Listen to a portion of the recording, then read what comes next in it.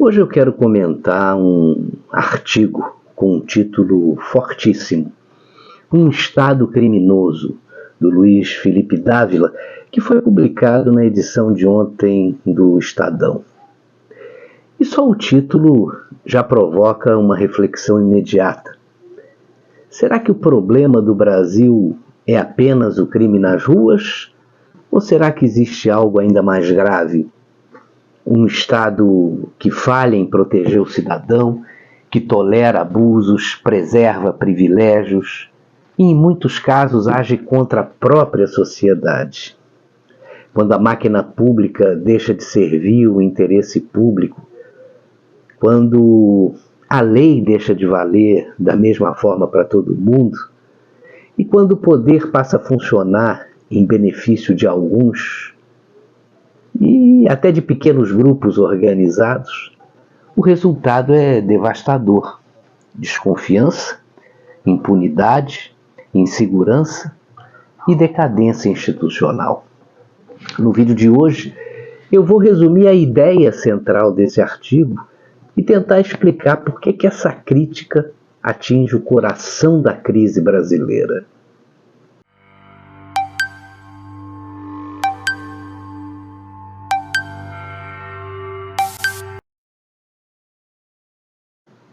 A tese por trás de um Estado criminoso perturba aí qualquer pessoa de bom senso que dá duro no seu dia a dia e que espera que as instituições funcionem com independência, responsabilidade e honestidade, né?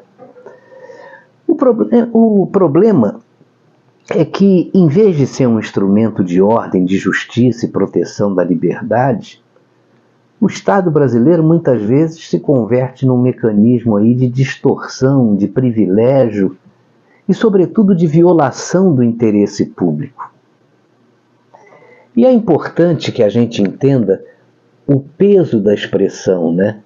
Quando se fala em Estado criminoso, não significa necessariamente dizer que todo Estado é composto por criminosos. A crítica ela é muito mais profunda. Ela aponta para um sistema em que a legalidade é relativizada. Os poderosos encontram proteção, a máquina pública acaba sendo capturada por interesses políticos, corporativos e ideológicos, e o cidadão comum fica literalmente abandonado. Ou seja, o Estado, que deveria garantir segurança, previsibilidade e injustiça, passa em muitos casos a produzir justamente o contrário: insegurança, arbitrariedade e injustiça. Essa inversão é o centro da crítica. Veja que o cidadão paga impostos, sustenta a estrutura pública, obedece à lei, mas recebe em troca aí um aparato frequentemente ineficiente, seletivo, e em certas situações cúmplice da própria desordem que deveria combater. Um ponto essencial dessa análise aí é que o crime visível, e aí a gente está falando do assalto, do tráfico, da violência urbana, não é o único problema, né? Existe um problema ainda muito mais estrutural, que é a degradação do Estado enquanto instituição. Porque o crime de rua assusta, né? Ele traumatiza e também mata. Mas quando o próprio Estado falha ou age de forma perversa, aí o dano é ainda maior. Mas por quê? Porque o Estado tem o monopólio da força, tem o monopólio da arrecadação, da regulação e até da autoridade institucional. Se esse poder é mal usado ou usado para proteger interesses particulares, o efeito se espalha aí por toda a sociedade. Aí é o servidor privilegiado que nunca perde a vantagem. É o político que usa a estrutura pública como extensão do seu próprio grupo. É o aparelho burocrático que dificulta a vida de quem produz, só que facilita a vida de quem tem influência, né? É a corrupção tratada como rotina, é a irresponsabilidade fiscal apresentada como sensibilidade social. É a lei dura para o cidadão e flexível para o aliado. Quando isso acontece, o recado transmitido ao país é arrasador, né? A regra não vale para todo mundo. E quando a regra não vale para todos, não existe república sólida. Não pode existir uma democracia saudável. E também não existe confiança institucional. Essa crítica também chama atenção para um fenômeno muito brasileiro, que é o Estado predatório. Mas, se você me perguntar o que é isso, eu digo que é um Estado que retira muito da sociedade em impostos, em burocracia, em controle e em exigências. Só que ele devolve pouco em serviços de qualidade, segurança, infraestrutura e hoje em dia principalmente até justiça, né? Na prática, ele cobra como um Estado forte e entrega como um Estado falido. E ainda protege como um Estado capturado, né? Esse tipo de estrutura não se organiza para servir o cidadão. Ela se organiza para sobreviver a si mesma. Ela cria camadas de privilégios e se blinda. Ela se expande. Ela se justifica o tempo todo. E ela transfere a conta para quem está fora do sistema. E aí o pequeno empresário paga, né? O trabalhador paga. A classe média paga. O contribuinte paga. Aquele que quer empreender paga. Quem depende do serviço público ruim ainda paga 2 vezes, nos impostos, na precariedade. Por isso a expressão Estado criminoso, ela tem assim uma força retórica muito grande, porque a acusação não é apenas de incompetência. A acusação de que existe uma estrutura, em vez de proteger, ela acaba lesando a sociedade. E o que é pior, lesa de forma contínua, organizada e institucionalizada. Talvez a parte mais importante dessa discussão seja a seguinte: um Estado que despreza a legalidade, ele não ameaça apenas a economia, ele ameaça a própria democracia. E democracia não é só eleição. Democracia depende de respeito à lei, de limites ao poder, instituições confiáveis, previsibilidade e também igualdade jurídica. Se o Estado passa a agir por conveniência política, por seletividade ideológica ou até por proteção corporativa, aí a democracia começa a apodrecer por dentro.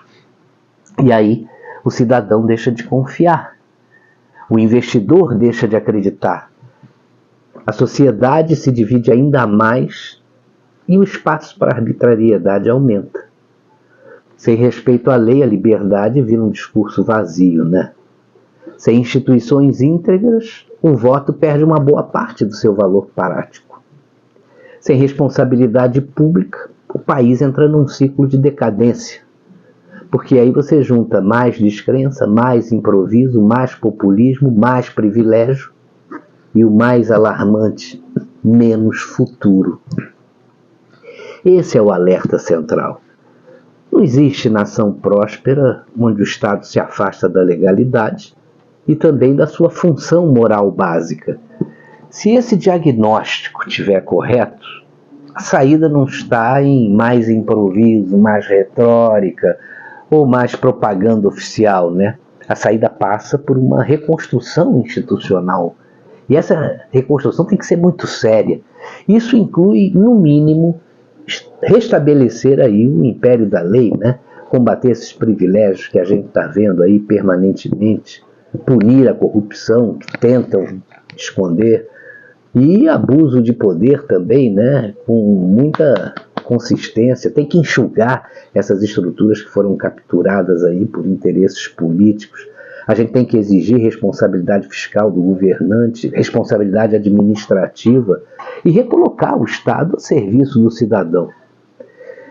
Em outras palavras, o Brasil precisa de um Estado que protege em vez de explorar, que garanta regras claras em vez de arbitrariedade que respeite o contribuinte em vez de tratá-lo como uma fonte aí inesgotável de financiamento. Olha aí o Tachad. Ele precisa servir, esse Estado precisa servir a sociedade, em vez de servir as corporações e facções políticas. Essa é uma mudança muito difícil, eu diria quase impossível num Brasil com a mentalidade que domina o país. Porque uma mudança dessa envergadura, ela mexe com estruturas profundamente arraigadas. Mas sem isso, o país vai continuar preso a uma engrenagem que bloqueia o crescimento, que desmoraliza as instituições e normaliza o absurdo, que é isso tudo aí que a gente está vendo hoje, né? No fim das contas, o título Um Estado Criminoso, colocado pelo Luiz Felipe Dávila no seu artigo para o jornal O Estado de São Paulo, ele funciona como uma provocação, né?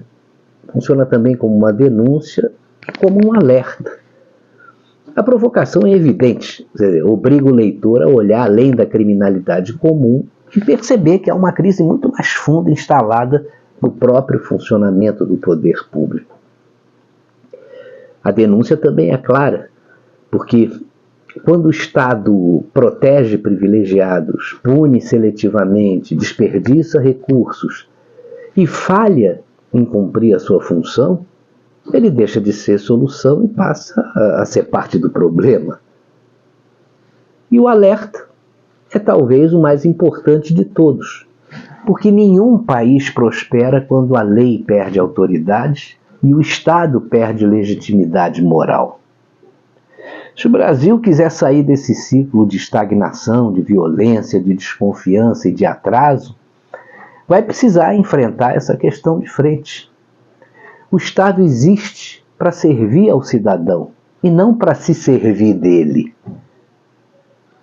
Se você concorda ou discorda dessa análise, deixa aí o seu comentário. Eu gostaria muito de saber a sua opinião. Será que o maior problema do Brasil hoje é a criminalidade nas ruas, a deterioração das próprias instituições, ou as duas coisas? Se esse conteúdo fez sentido para você, deixa aí o seu like, porque isso ajuda a gente a divulgar o canal, compartilhe esse vídeo. Também se inscreva aqui. Até a próxima.